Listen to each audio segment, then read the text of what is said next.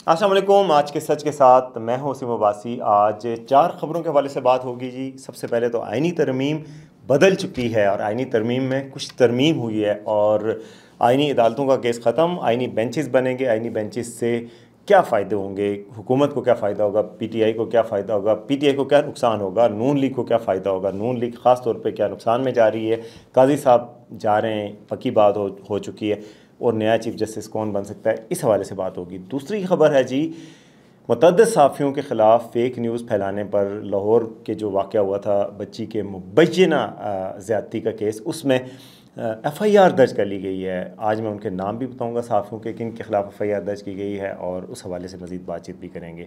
तीसरा जी, नवाज़ शरीफ साहब ने जनाब इंडियन सहाफ़ियों के एक पूरे वफ़द से मुलाकात की। इससे पहले वो एक मुलाकात कर चुके हैं इंडियन सहाफ़ी से, अब पूरे वफ़द से मुलाकात की है। क्यों नवाज शरीफ इंडियन सहाफ़ियों को वक्त देते हैं और इंडियन सहाफ़ी उनके बारे में क्या कहते हैं। कल मेरी मुलाकात भी हुई थी इंडियन सहाफ़ियों से, वो भी बात होगी कि ये इस हवाले से क्या होने जा रहा है और इंडियन सहाफ़ी जो है वो उनसे क्यों मुलाकात करना चाहते हैं। और कल चौथी खबर है जी कि पीटीआई ने एहतजाज की कॉल दे रखी है जुमे को 18 अक्टूबर की। उस एहतजाज की कॉल के हवाले से क्या एहतजाज कितना मौसर हो सकता है, इस पर भी बात होगी। तो सबसे पहले जी, इस चैनल को सब्सक्राइब करें ताकि आपको ये ख़बरें, इस तरह की ख़बरें रोज़ ऑथेंटिक मिलती रहें। आज की सबसे बड़ी ख़बर की तरफ आते हैं और आज की सबसे बड़ी ख़बर ये है कि जी, इत्तफ़ाक़ राय तकरीबन हो चुका है जी आइनी तरमीम पे। लेकिन मैं आपको ये बताऊँगा कि नून लीग क्या चाहती थी जो नहीं मिला उसे, यानी नून लीग को दो चीज़ें नहीं मिली, वो मैं आपको बताता हूँ।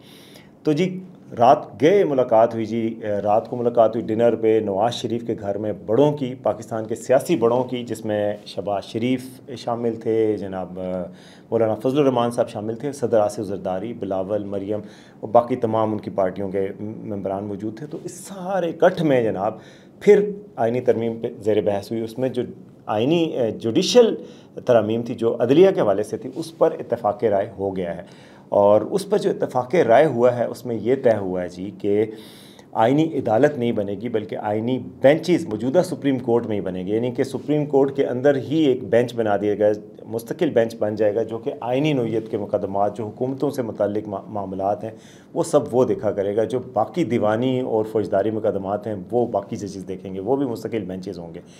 तो इस तरह ये होगा कि वकला जो है, वकला की तहरीक के इम्कानात कम हो जाएंगे कि जी, वकला को तो यही एतराज़ था ना कि एक और अदालत, सुप्रीम कोर्ट से ऊपर की अदालत क्यों बना रहे हैं, सुप्रीम कोर्ट से जिसकी ऊपर हैसियत हो सुप्रीम कोर्ट, तो वो तनी आपको बनानी चाहिए। तो उस पर एहतजाज था। अब ये एहतजाज भी डिफ्यूज़ हो सकता है, मौलाना के मुतालबात भी माने गए हैं।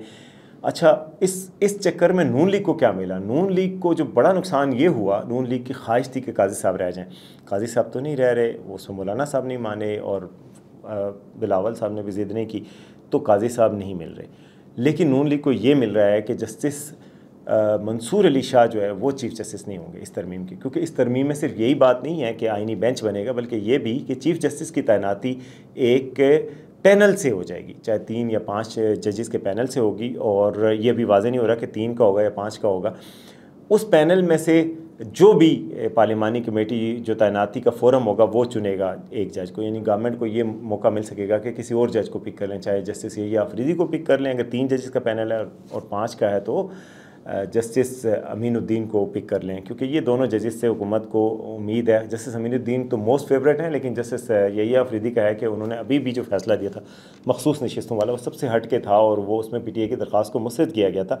उनके बारे में मशहूर है कि वो बड़े अपराइट से वो हैं, जज हैं, किसी के दबाव में भी नहीं आते और इतना ज़्यादा पोलिटिसाइज अपने आप को नहीं होने देते और किसी ग्रुप का हिस्सा नहीं बनते, बाय द बुक चलते हैं। तो अगर वो हो जाता है तो भी गवर्नमेंट को है। और एक और बात कि कहा जा रहा है जी, कल सहाफ़ियों ने मुतअद्दिद ख़बर दी कि आला जो अपकमिंग जुडिशल शख्सियत है उसकी मौलाना फजलुर रहमान से मुलाकात हुई है। तो गोया प्लान बी भी गवर्नमेंट के पास है कि अगर कुछ भी नहीं होता और जैसे मंसूर अली शाह ही चीफ जस्टिस होते हैं, तब भी कुछ गारंटियाँ हासिल कर ली गई हैं कि मौजूदा हुकूमत को फौरी तौर पर और मौजूदा निज़ाम को कोई ख़तरा ना हो। ये याद रखें कि मौजूदा निज़ाम के दिफा के लिए पूरी कोशिश की जाएगी। और ये ज़ाहिर है, इसमें आप इतनी बड़ी कॉन्फ्रेंस हो गई, सऊदी इन्वेस्टर्स आ गए, तो मौजूदा निज़ाम अपने दिफा के लिए तमाम इक़दाम करेगा। तो इसमें ये नहीं हो सकता कि कोई कोर्ट उठ के पूरे निज़ाम को समेट दे। इसकी पूरी भरपूर मज़ाहमत की जाएगी, ये तय हो गया है।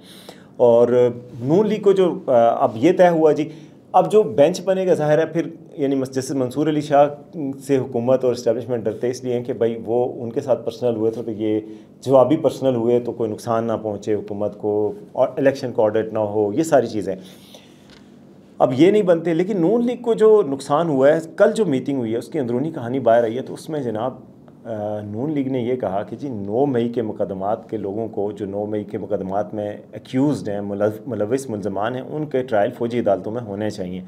इस तरमीम में आर्टिकल 8 में भी तरमीम की जाए। इस तरमीम पे जी नून लीग ने कहा कि ये होनी चाहिए, जबकि JUIF ने और पीपल्स पार्टी ने कहा कि ये नहीं होनी चाहिए। तो नून लीग जो रात को अनाउंस नहीं हुआ कि जी ये सारा इत्तफाक़ राय हो गया, बल्कि तकरीबन इत्तफाक़ राय की बात की गई, अदलिया की सिर्फ इत्तफाक़ राय की बात की गई, वो ये वजह थी कि ये जो तरमीम थी आर्टिकल 8 में तरमीम, वो वाली तरमीम पे इत्तफाक़ राय नहीं हुआ। नून लीग चाहती थी कि इस पर हो जाए। मुझे नहीं लगता कि नून लीग की ये बात मानी जाएगी। वैसे नून लीग को करनी भी नहीं चाहिए, क्योंकि बाद में ये चीज़ नून लीग को भी हांट कर सकती है। ये जो 9 मई के मुलजमान को अगर फौजी ट्रायल होगा, तो कल कला कोई 9 दिसंबर के मुलजमान, कोई 16 अप्रैल के मुलजमान, यानी कोई और वाक़या नून लीग से एसोसिएट करके उसके साथ भी हो सकता है। तो इसलिए नून लीग को ये बतौर सियासी जमात, बतौर जमहूरी जमात, ये इस चीज़ की हिमायत ही नहीं करनी चाहिए। तो ये जनाब ये इत्तफाक़ राय नहीं। तो नून लीग की नहीं, 2 चीज़ें थी, दोनों नहीं मंजूर हो रही। एक तो ये कि जस्टिस काजी फाइज साहब को बनाया जाए, दूसरी ये कि फ़ौजी ट्रायल हो जाए 9 मई का, ताकि PTI का पत्ता साफ़ कर सके। नून लीग की तो ज़ाहिर है मुखालफत PTI से है, तो वो कह रहे हैं कि PTI को सही ठीक ठाक कंटेन कर दिया जाए, जो कि नहीं माना जा रहा। लेकिन नून लीग को ये होगा कि मौजूदा सेटअप चलता रहेगा, क्योंकि जस्टिस मंसूर अली शाह नहीं बनेंगे और मर्ज़ी के चीफ जस्टिस तैनात हो जाएंगे। तो ये तरमीम लाई जा रही है। PTI को क्या इसमें नुकसान होगा? PTI को ज़ाहिर है नुकसान है। PTI चाह रही थी कि अदलिया ही बोरिया बिस्तर गौर कर दे इस गवर्नमेंट का, उसका काम आसान हो जाए, तो वो काम आसान नहीं होने जा रहा। इस पे बात ये एक बड़ा मसला है। अच्छा जी, दूसरी खबर जो थी वो फेक न्यूज़ पे मबनी जो आज कल वाक़यात हो रहे हैं। इस्लाम पिंडी में भी प्रोटेस्ट हुआ है आज स्टूडेंट्स का, कोई तोड़ फोड़ भी की गई है और कोई हलचल भी मची है। लाहौर में इस पे 250 लोगों के ख़िलाफ़ मुकदमा दर्ज के लिए गए। तो ये इतना सीरियस थ्रेट बन गया फेक न्यूज़ वाला। ये जो लाहौर पंजाब कॉलेज का वाक़या है, जिसके हवाले से मुबैना वाक़या है, क्योंकि उस वाक़े के हवाले से कोई तफसील सामने नहीं है, कोई मुद्दई नहीं है, कोई वालिदैन नहीं सामने आ रहे, किसी बंदे के पास कोई एविडेंस नहीं है। ये सिर्फ वर्ड ऑफ माउथ से फैली हुई ऐसी ख़तरनाक खौफनाक ख़बर है, जिसने आग लगाई है लाहौर शहर में, और अब बाकी शहरों में भी लगाने की कोशिश हो रही है। बड़े मुनज़्ज़म अंदाज से प्रोटेस्टर्स को ऑर्गेनाइज़ किया जा रहा है, और बजाय इसके कि कोई सियासी जमात सामने आके एहतजाज करे, स्टूडेंट्स को आगे कर दिया गया है कि जी जाके करो। स्टूडेंट्स की तो मज़े हो गए, उनकी क्लास नहीं पढ़नी पड़ेगी और बाहर जाके सड़कों पर आके शोर मचा लेंगे। क्योंकि किसी इशू पे बात करें तो बात बनती है, ये तो कोई कौन सा इशू है। अगर किसी स्टूडेंट से पूछा जाए क्या हुआ है, तो कहेंगे वो जी लाहौर में वाक़या हुआ। क्या एविडेंस है? कोई एविडेंस नहीं है, किसी के पास कोई एविडेंस नहीं है, सुनी सुनाई बातों पे है। तो इससे कितना नुकसान हो सकता है। अब गवर्नमेंट परेशान हो चुकी है कि स्टूडेंट्स का क्या हाल करे। अलबत्ता अब हल जो निकाला गया, सोचा गया, वो ये कि इन स्टूडेंट्स के ख़िलाफ़ मुकदमा दर्ज किए जा रहे हैं। कोई कराची में, लाहौर में नामालूम स्टूडेंट्स के खिलाफ 250 स्टूडेंट्स के खिलाफ मुकदमा दर्ज किया गया। पिंडी में भी यही किया जाने लगा है, उनके वालिदैन को भी बुलाया जाएगा। लेकिन बड़ा नुकसान जो स्टूडेंट्स को हो सकता है वो ये कि उनका कैरेक्टर सर्टिफिकेट जो बनता है डोमिसाइल के लिए, नौकरियों के लिए, उस पर ये FIR आ जाएगी, तो उनको बड़ा नुकसान हो सकता है। तो इसलिए जो लोग उनको इस्तेमाल करें वो इस बात को सोच लें। और फिर ये कि खुदा न खासा कोई तसादम हो जाए, किसी के बच्चे को कुछ लगे या नुकसान हो, बहुत बड़ा नुकसान हो सकता है। उसके अलावा जो बड़ा नुकसान हो रहा है वो आप देखें कि गुजरात में बच्ची के ज़्यादती की खबर तो फेक निकली है, लेकिन जो सच्ची खबर हुई है ज़्यादती की, वो क्या हुआ गुजरात में, जो पंजाब कॉलेज के कैंपस पे हमला किया गया। कोई 30 के करीब लोगों के ख़िलाफ़ एक FIR मेरे सामने है, और उस FIR में जनाब वो कहा गया है कि जी ये जो बच्ची थी उस मामले पे प्रोटेस्ट हुआ। कोई 30 के करीब लोग दस्ती डंडों से मुसल्ला और मुक्कों से और बाकी चीज़ों से मुसल्ला स्कूल में आए, तोड़ फोड़ की, और एक जो सिक्योरिटी गार्ड थे उनको जनाब उन्होंने तशद्दुद का निशाना बनाकर जान से मार दिया। उनके बेटे की मदियत में मुकदमा दर्ज हुआ है, और उन्होंने कहा कि जी मैं किसके हाथ पे अपना लहू तलाश करूं। अब इस चौकीदार की ज़िंदगी किसके हाथ में है। अब ये स्टूडेंट्स बताएं कि ये जो प्रोटेस्ट उन्होंने किया है, जिसमें कोई सबूत भी नहीं है और जो किसी के कहने पे हुआ है, इस शख्स की खून किसके हाथ में है? आपको पता है चौकीदार की कितनी तनख्वाह होती है? चौकीदार की तनख्वाहें 12,000, 16,000, 18,000, 20,000 होती हैं। मिनिमम वेज से भी हमेशा कम मिलती है। एक दिन छुट्टी करें तो उनको तनख्वाह नहीं मिलती।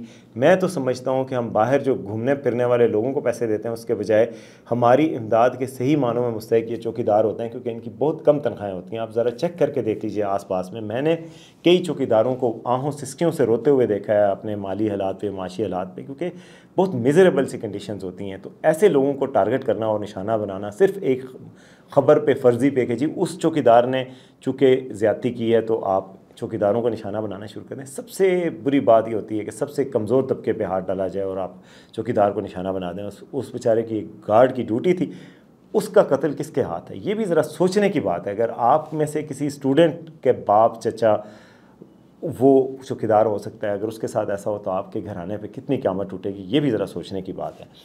अच्छा, इसी मामले पे जिन लोगों ने इस फेक न्यूज़ को हवा दी और फैलाया और बहुत ज़्यादा आगे बढ़ाया, अब देखें जी, ये अगर सच्ची खबर होती तो अब तक आप देखें कि हर जगह पर इस हुकूमत के सियासी मुखालफिन मौजूद हैं। दुनिया की हर चीज़ लीक हो जाती है। यहाँ पे ऑडियो लीक हो जाती हैं, मेडिकल रिपोर्ट लीक हो जाती है, CCTV लीक हो जाती है, कोई वीडियो लीक हो जाती है, कोई फ़ोटो लीक हो जाती है। एक चीज़ नहीं लीक हुई इस बच्ची के हवाले से। अगर ये सच्चा वाक़या होता तो कोई चीज़ तो कहीं ना कहीं सामने आती। किसी के पास कोई सबूत नहीं है। क्या हम पागलों की कौम है कि हम चल पड़ें, बस किसी ने कह दिया निकलो बाहर और आग लगा दो, गिराव कर दो? ये बहुत बड़ी अफसोसनाक सान्या है और जो फेक न्यूज़ पे मबनी है। और मैं इंडियन सहाफ़ियों से बात हो रही थी, उन्होंने कहा यार ये इतना बड़ा थ्रेट है पूरी दुनिया में, इंडिया में भी इसमें कई जाने जा चुके हैं। 10 लोग हलाक हुए थे एक व्हाट्सएप पे फेक न्यूज़ के ऊपर। तो इस पे वो क्या करते हैं, इंडिया के जो एडिटर्स हैं उन्होंने तो बड़ी सख्ती से कहा है कि जी जो खबर डाउट पे होगी हम लगाएंगे ही नहीं। खबर मिस होना ठीक है, लेकिन खबर गलत होना गलत है। फिर उन्होंने ये किया कि वो कहते हैं कि हम कोई भी ऐसी वीडियो यूज़ ही नहीं करते जो क्राउड सोर्स हो, यानी कि बाहर से ली हो, किसी ने भेजी हो, व्हाट्सएप से ली हो, ट्विटर से ली हो या फिर फेसबुक से ली हो। हम सिर्फ वो वीडियो यूज़ करेंगे हमारे अपने रिपोर्टर ने अपनी आंखों से देख के शूट की हो। तो इतना बड़ा थ्रेट है। अब पाकिस्तान में क्या हुआ कि इतने सारे लोगों ने इसको आगे फैलाया। आज FIA की इंक्वायरी की रिपोर्ट आई है और उसमें कई सहाफ़ियों के ख़िलाफ़ भी जो है वो मुकदमात दर्ज कर लिए गए हैं। और FIA के साइबर क्राइम विंग ने मुकदमा दर्ज किया है और मेरे पास ये लिस्ट पड़ी है जिन सहाफ़ियों के नाम हैं उसमें। ये कोई 38 लोग हैं, सोशल मीडिया यूज़र हैं, कुछ सहाफ़ी हैं, कुछ सोशल मीडिया यूज़र हैं जिनके नाम हैं, जिनके ख़िलाफ़ ये मुकदमात दर्ज किए गए हैं। FIA ने दर्ज किए हैं, बाकायदा FIR हो गई है FIA के साइबर क्राइम के तहत। उनमें जो उनके नाम हैं ये मैं आपको बता देता हूँ। जो FIR में दर्ज नाम है, राजा एहसन नवीद हैं, सन ऑफ राजा नवीद हैं, फैसल पाशा हैं, फैसल शहज़ाद हैं, फ़रीद शहज़ाद हैं, उमर काजी हैं, जमील फ़ारूकी हैं, याज़ अमीर हैं, इमरान रियाज़ हैं, राबिया मलिक हैं, उमर दारा गोंदल हैं, मुक़द्दस फ़ारूक अवान हैं, शाकिर महमूद अवान हैं, फ़रा इक़रार हैं, तैयब राजा हैं, सद्दाम के तरीन हैं, एहतशाम अली अब्बासी हैं, अहमद बोबक हैं, अब्दुल्ला वड़ाइच हैं, मोहम्मद शहज़ाद हैं, नईम बुखारी हैं। ये हैंडल है, ज़रूरी नहीं कि वो इसी नाम से। फ़ुरकान जट हैं, समी इब्राहीम, इमराना मुग़ल, मियाँ उमर एडवोकेट, हसीब अहमद, सैयद खलीकुर रहमान, चौधरी इखलास गुज्जर, मलिक गुल नवाज़ सोया। इसके अलावा जी हैं मोहम्मद मिसबा एडवोकेट, मिस्टर इमरान, सैयद ज़ीशान अज़ीज़, मोहम्मद शहज़ाद, तूबा अहमद पूरी, साद खलीकुर रहमान, मोहसिन रज़ा, साकिब जमील। अच्छा, इन सब के नाम है। अच्छा, इनमें ज़रूरी नहीं कि सब ने ऐसा किया हो। कई दफ़ा मैंने देखा कुछ ऐसी भी इनकी एक इंटरनल रिपोर्ट थी जिसमें ऐसे लोगों के नाम भी थे जिन्होंने किसी पोस्ट को कोट ट्वीट करते हुए लिखा है कि ये देखें ये फ़ेक न्यूज़ है। अब ऐसे लोगों के ख़िलाफ़ ज़ाहिर है अगर मुकदमा दर्ज होता है तो वो बाद में ख़ारिज भी हो जाएगा तहक़ीक़ में। और ये कहा गया है जी FIA की FIR में कि ऐसे और भी लोगों को आइडेंटिफाई किया जाएगा और मज़ीद तफ्तीश के दौरान जिनके नाम आएंगे उनको भी इसमें शामिल तफ्तीश किया जाएगा, क्योंकि इन सब लोगों ने पैनिक फैलाने की कोशिश की, सोशल मीडिया अकाउंट को यूज़ किया ताकि ऐसे जो क्राइम हैं उनको ग्लोरीफाई करेंगे। जी आप जाएँ, जाके मारें, वायलेंस करें और मुजाहरे करें गलत चीज़ पे। तो ये इस हवाले से किया गया। तो ये भी अब एक्शन भी शुरू हो गया है, उस मुकदमात भी दर्ज करने जो है वो शुरू कर दिए गए हैं। अच्छा, इस हवाले से एक और ख़बर जो है वो ये है कि जी कल प्रोटेस्ट हो रहा है पीटीआई का। पीटीआई ने आईनी तरमीम के हवाले से प्रोटेस्ट करने का ऐलान किया है। तो वो उन्होंने कहा जी डिस्ट्रिक्ट लेवल पे, हर डिस्ट्रिक्ट लेवल पे प्रोटेस्ट किया जाए। तो मेरे ख्याल में ये प्रोटेस्ट इतना कामयाब नहीं हो सकता। ज़ाहिर है डिस्ट्रिक्ट लेवल पे प्रोटेस्ट को काबू करना भी आसान होता है, पुलिस जो होती है उस जगह पे जो इकट्ठे लोग होते हैं उनको पकड़ लेते हैं। उसके अलावा प्रोटेस्ट की फटीक भी आ चुकी है पीटीआई में, क्योंकि बहुत दफ़ा कॉल्स दी गई, डी चौक के हवाले से कॉल्स दी गई और लाहौर के मीनार पाकिस्तान के हवाले से कॉल्स दी गई। तो उसके बाद जो हुआ और लीडर्स पीछे हट गए, कारकुन जेलों में सड़ते रहे, उसके बाद से पीटीआई में वो अब जोश व जज्बा नहीं रह जाता कि यार हम इसके लिए निकलें। खान साहब खुद मौजूद नहीं है, तो प्रोटेस्ट कितना कामयाब होगा ये बहुत मुश्किल है कि बहुत ज़्यादा कामयाब हो। अली मीर गंडापुर ने पैगाम दिया कि जी मैं भी अब प्रोटेस्ट में शामिल होऊंगा, मगर और प्रोटेस्ट करेंगे, लेकिन वो कितना प्रोटेस्ट होगा। जब केपी गवर्नमेंट पूरी आई थी डी चौक पे तो वो तो चलो किसी हद तक प्रोटेस्ट करने में कामयाब हुई थी, लेकिन अगर डिस्ट्रिक्ट लेवल पे होगा तो फिर वो इतना इफेक्टिव मेरा नहीं ख्याल कि हो सकता है। बहरहाल ने कल कॉल दी है, आज तो इजलास असम्बली का और सेनेट का हुआ है, अभी तक तो कोई तरमीम पेश नहीं हुई। तो तरमीम भी अभी 2-3 दिन तक लेट हो गई है, हालांकि होनी थी, लेकिन मेरे ख्याल इत्तफाक़ राय अभी नहीं हुआ। अभी फर्दर ट्वीक्स होनी है थोड़ी बहुत और उसके बाद हो जाएगी। लेकिन यह है कि एहतजाज जो है वो उसकी कॉल दे दी गई है। अब देखते हैं होता क्या है। आखिरी खबर यह है कि जी मियां नवाज शरीफ साहब से इंडियन जर्नलिस्टों के एक डेलीगेशन की मुलाकात हुई है और वो उस पर पाकिस्तानी जर्नलिस्ट बड़ा कर रहे हैं कि भाई पाकिस्तानी सहाफ़ियों से क्यों नहीं मिलते मियाँ साहब, बाकी इंडियन सहाफ़ियों से मिल लेते हैं। नून लीग का जवाब होता है कि जी इंडियन सहाफ़ियों से इसलिए मिलते हैं कि वो मेहमान हैं और वो एक हमेशा से वो एक मैसेजिंग का भी एक होता है कि गवर्नमेंट टू गवर्नमेंट जो टॉक्स हैं वो गुडविल का मैसेज देना है, तो वो ऑफिशियल विजिट पे आए हुए हैं, एससीओ की कवरेज के लिए आए हुए थे, इसलिए गए। अच्छा, इंडियन सहाफ़ियों से कल मेरी बात हो रही थी, वो भी कह रहे थे कि यार नवाज़ शरीफ साहब की एक रैपर्ट है, उनके साथ एक मोदी जी के साथ, जी इंडियन प्राइम मिनिस्टर मोदी और नवाज़ शरीफ साहब के ताल्लुकात हैं जी। 2015 में दिसंबर में नवाज़ शरीफ साहब की नवासी की शादी हो रही थी, तो मोदी काबुल में थे, वो काबुल से इन्होंने इनको फ़ोन किया, बर्थडे विश की। नवाज शरीफ साहब की 25 दिसंबर को बर्थडे होती है, उन्होंने बर्थडे विश की। तो उन्होंने कहा जी हम तो शादी में घर में मसरूफ़ हैं, आप भी शादी पे आ जाओ। जहाज़ लेके वो इधर लाहौर आ गए और शादी पे आ गए। तो ये डिप्लोमेसी चलती रहती है। और उनकी इनाग्रेशन पे भी गए थे, मोदी जी की इनाग्रेशन पे भी नवाज शरीफ गए थे। तो गोया इनके आपस में ताल्लुकात के एक लेवल है। शरीफ फैमिली और इंडियन गवर्नमेंट के साथ अच्छे ताल्लुकात रखती है, जो ढकी छुपी नहीं है। ये हमेशा से 98 में भी इन्होंने वाजपेयी को इधर बुलाया था और लाहौर डिक्लेरेशन हुआ था। तो डिप्लोमेसी के हवाले से नून लीग की ये पॉलिसी है कि इंडिया के साथ अच्छे ताल्लुकात कायम करने चाहिए, उसी हवाले से ये मीटिंग है।